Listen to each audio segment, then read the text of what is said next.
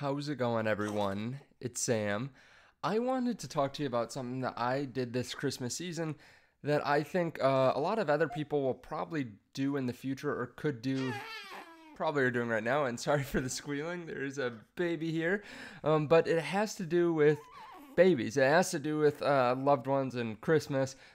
If you don't mind, hit subscribe, turn on the bell notification. In case you want to trade crypto, there's the link to BTCC underneath the video. You get some sign up bonuses when you use that link. But really, I want to talk to you about Christmas, right? We're in this giving season. It's a little bit late for this, but maybe I can catch you before you go to a holiday party. I have a nephew who awesome kid, has lots of toys, has lots of fun with just about everything you give him.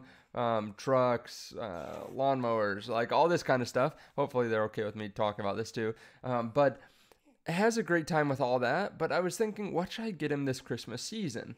He has a lot of gifts, he has a lot of toys. He's at the age too where he enjoys all this stuff, but he's not going to remember it. And I know when I got out of school, I was quite stressed about money, right? Like out of college, even in college, stressed a little bit about money, really stressed when I got done with it. So I thought, well, maybe there's something that I can do to help here. Instead of buying a toy that he'll forget about, and yeah, he'll have fun with, but he's already getting 50 other toys and he doesn't even know what's really happening right now. Maybe I'll get him some Bitcoin. So I thought back to when I got off college. I had a uncle who had given me treasury bond certificates, and I didn't even know about them until I was like trying to figure out how to pay my student loans. And then my parents mentioned that I had some money that they had given me. And these were like 2% or 3% interest. I think they were $50. And they turned into maybe $100 because they were 20, 30 years old, 20 years old at the time. So I took those in and I thought, wow, this is so cool. Now, of course, those are only 2 or 3%. So I thought this Christmas season I'd do something similar, but instead of that, I'd give them some Bitcoin. And we'll talk about the logistics of what I gave a little bit later. But I ran some numbers, and actually, if you had given someone $75, I realize, everyone gives different present sizes, but $75 for the last 5 years to put into Bitcoin, they would have over 2/100ths of a Bitcoin.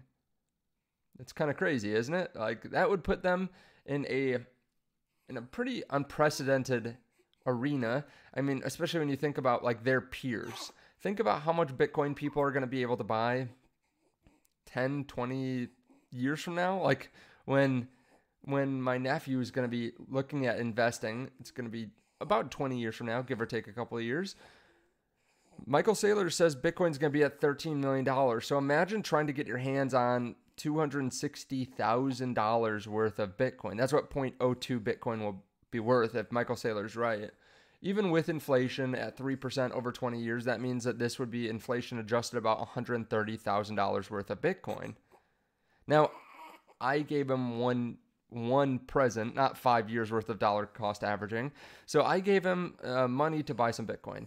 Now, just this alone should put him in probably it will give him more than the average person on earth can buy in Bitcoin. Right? There are about 21 million Bitcoin. Well, there are only 21 million Bitcoin ever, but a lot of those are lost or sent to the wrong address. Basically worthless. About 4 or 5 million. So there are about 15 million left. Keep in mind, a lot of it is held by long-term entities. So when you break it down, like $75 is 0.00075 Bitcoin at $100,000 per Bitcoin. The average person, if there's 6 million Bitcoin that are only ever going to be traded, the average person can buy that amount, 0.00075 Bitcoin. Now, this isn't 1/100th of a Bitcoin by any means, but it's a good start. And when you dollar cost average, if we see another bear market, it can definitely increase as time goes on. And I plan on giving more over time as gifts. Maybe maybe this would be a good teaching experience too. Not that I have to teach because it's not my kid, but maybe half a present and then half a present in Bitcoin, like save 50% of your income kind of thing.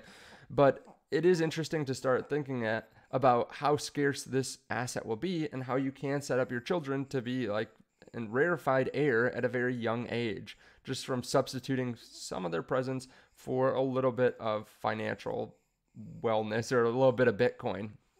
You could do it with other assets too, but I think when you're looking over a long time horizon, you want to stick to assets that you think will be around. And to be clear, I'm talking about Bitcoin's probably a little bit better than other cryptocurrency assets because it's really hard to see where those are going to be in 20 years. But maybe you do it with VOO or Tesla stock or Amazon or something like that, because those will probably be around as well. Now, the logistics of it, you can buy straight Bitcoin. I gave that as an option. Otherwise, you can do something like an UTMA account. You can check those out. But like a custodial account, they could buy a Bitcoin ETF.